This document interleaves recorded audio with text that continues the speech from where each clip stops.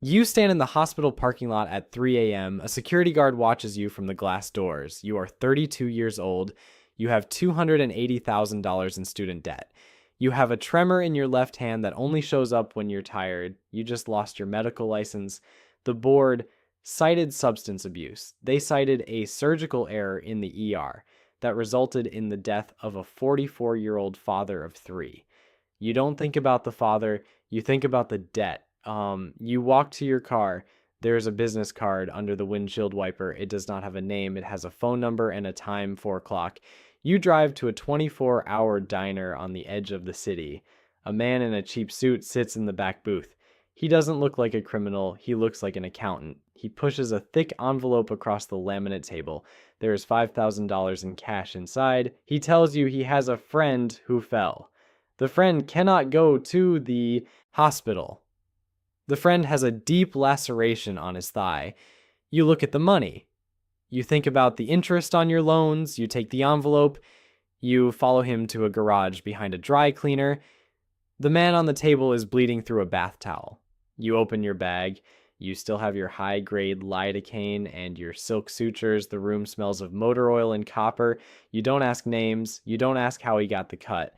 You scrub your hands with dish soap. You work. It takes 40 minutes. The man is stable. You leave through the back door. You have more money in your pocket than you made in the last month of residency. You don't work in garages anymore. You work out of a basement in a residential neighborhood. The neighbors think you are a quiet IT professional. The basement is converted. You have a refurbished autoclave. You have a hydraulic table you bought from a bankrupt veterinary clinic. Your patient base has shifted. It isn't just trauma anymore. You are the man people see when they want to change. A woman walks in at midnight. She wants a rhinoplasty. She wants her cheekbones narrowed. She pays in small bills. She is a sex worker whose face is her capital. She cannot afford a plastic surgeon in Beverly Hills. She cannot have her name on a medical record. You provide the ghost procedure. No intake forms, no recovery room. You administer the propofol yourself. You monitor the vitals yourself. You learn to work fast. Anesthesia is the most dangerous part of your job. If she stops breathing, you have no crash cart. You have no intubation team. You have a bag valve mask and your own sweat. Every minute she is under is a minute you could become a murderer. You finish the stitch. You wake her up. She leaves with her face wrapped in bandages, walking into the 5 a.m. fog. You bleach the floor. You bleach the table. You bleach the sink. The smell of chlorine becomes your new cologne. The phone rings at 2 a.m. A voice tells you there is a package arriving in 10 minutes. A black SUV pulls into your driveway. 3 men carry a 4th man into your basement. He is wearing a tactical vest. There is a hole in his shoulder. There is a hole in his abdomen. This is GSW gunshot wound. In a real hospital, a GSW triggers an automatic police notification. In your basement, it triggers a price hike. You charge $20,000 for a GSW, $10,000 up front. In $10,000 when he breathes on his own, you use a handheld x-ray scanner you bought on the dark web. The bullet is lodged against the iliac artery. If you nick it, he bleeds out in 90 seconds. The men in the room are watching you. They aren't wearing masks. They don't care if you see their faces. That is a bad sign. It means they don't plan on letting you be a witness. You feel the tremor in your left hand. You grip the forceps. You find the lead fragment. You hear the clink as it hits the metal tray. The men don't cheer. They just check their watches. You spend 4 hours debriding the wound. You pack it with hemostatic gauze. You tell them he needs antibiotics. You sell them a course of black market ciprofloxacin for $500 a pill. They pay. They carry him out. You sit on the floor and shake. You realize you aren't a doctor anymore. You are an accessory. You are a repairman for the violent. Clients come to you for things no ethical board would allow. You are the architect. A man wants his fingerprints removed. You explain the process of deep dermal abrasion. You explain that it will hurt for months. He doesn't care. You grate his skin away until the loops and whorls are gone. You cauterize the tips. Another man wants a subdermal RFID chip implanted in his skull. Another wants his iris color changed with illegal silicone implants. You perform a nullification on a man who doesn't want genitals. The requests get darker. the money gets cleaner. You're now making 6 figures a month. You have a shell company in the Cayman Islands. You have a fake ID. You have a go bag in your closet with 50,000 in cash and a passport. You sleep with a Glock 17 under your pillow. You don't trust your patients. You don't trust your suppliers. You buy your surgical grade oxygen from industrial welding shops. You buy your morphine from a veterinarian who has a gambling debt.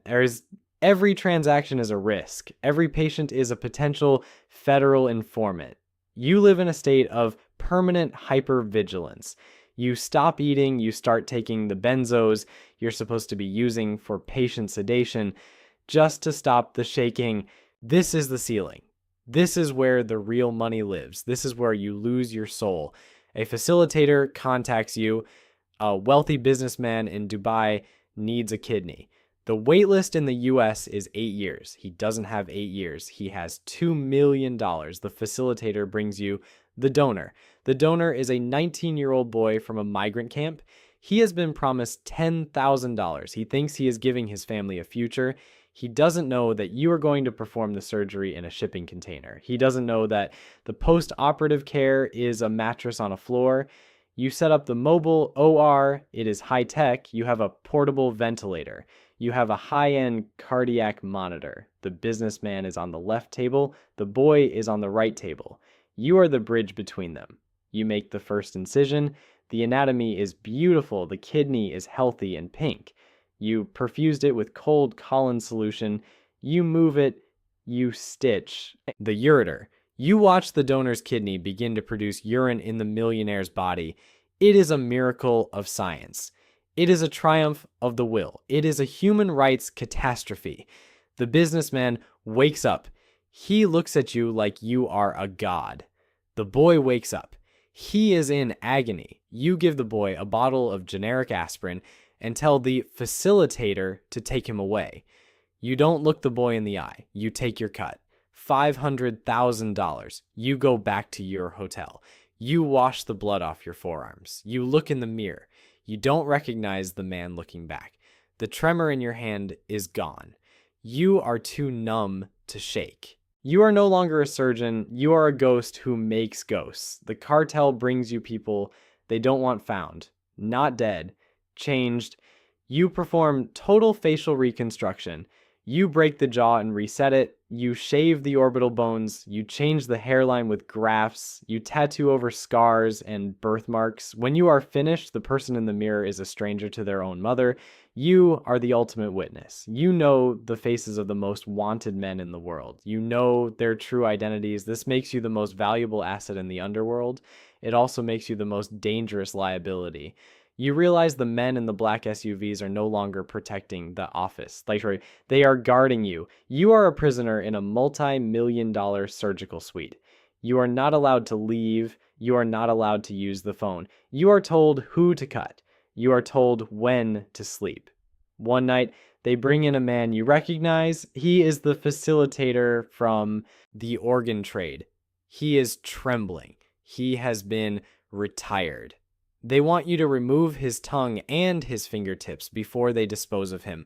They want him to be unable to speak or identify himself. They want him to be alive when you do it. You look at your scalpel. You look at the armed guards in the corners of the room. If you refuse, you end up on the table. If you comply, there is nothing left of the doctor you used to be. You realize there is no level 7. There is only the table. The light is blinding. The steel is cold. You pick up the blade. You begin the first incision. You realize you aren't the surgeon anymore. You are the instrument. You have no name. You have no debt. You have no tremor.